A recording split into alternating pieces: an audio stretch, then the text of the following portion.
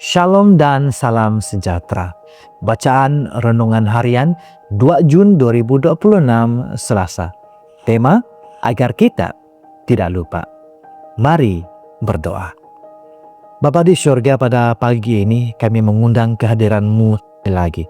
Memimpin kami dengan Roh Kudus-Mu, agar sementara kami merenungkan firman-Mu, kami boleh mengerti apa yang Engkau coba sampaikan kepada kami pada pagi ini.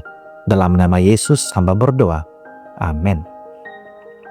Tajuk bacaan, tinjauan semula tentang organisasi, bahagian kedua.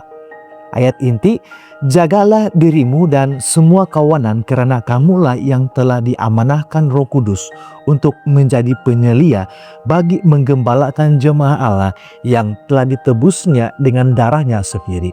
Kisah Para Rasul pasal 20 ayat yang ke-28.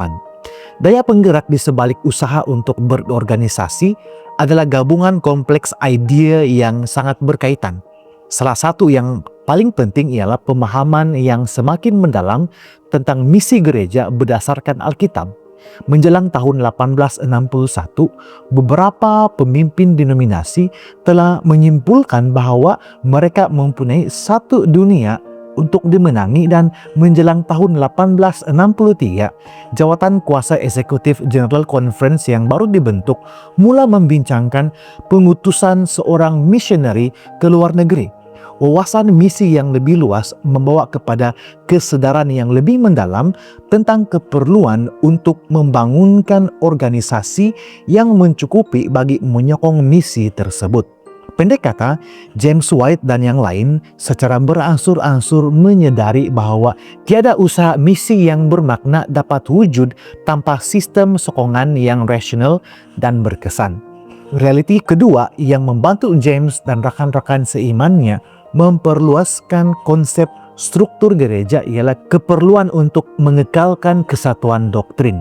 Pada tahun 1864, beliau membandingkan hasil-hasil yang baik daripada organisasi Seventh-day Adventist dengan keadaan yang amat keliru bagi mereka yang menolak organisasi.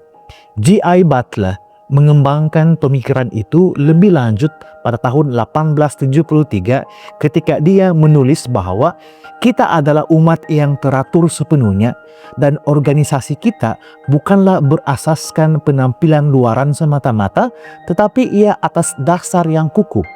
Setelah bergelut menentang berbagai pengaruh, baik dari dalam maupun luar, dan kini bersatu padu, berkata-kata perkara yang sama dari lautan ke lautan bukanlah sesuatu yang mudah untuk menggoyahkan kesatuan kita. Isu doktrin sememangnya berkait rapat dengan misi. Oleh kerana bersatu dalam doktrin, mereka sanggup bersatu dalam misi ke seluruh pelosok Amerika Syarikat dan akhirnya ke seluruh dunia. Pada akhirnya, misi gereja lah yang menuntut struktur gereja yang mencukupi. Seperti yang berulang kali ditekankan oleh James White, bukanlah cita-cita untuk membangun sebuah denominasi yang mencetuskan organisasi, tetapi keperluan mendesak keadaan tersebut. Bagi James White, pada tahun 1871, tanda sistem yang mencukupi ialah apabila mekanisme berfungsi dengan baik. Namun, golongan Adventist awal juga berusaha membina struktur organisasi mereka di atas dasar yang selaras dengan ajaran Alkitab mengenai prinsip-prinsip yang seharusnya menyokong sifat dan misi gereja. Dalam jangka masa panjang, organisasi merupakan hasil sampingan daripada pemahaman Alkitabiah tentang gereja dan peranannya pada akhir zaman untuk memberi peringatan kepada dunia sebelum kedatangan Yesus yang kedua. Demikianlah bacaan renungan kita hari ini. Tuhan memberkati kita semua. Amin.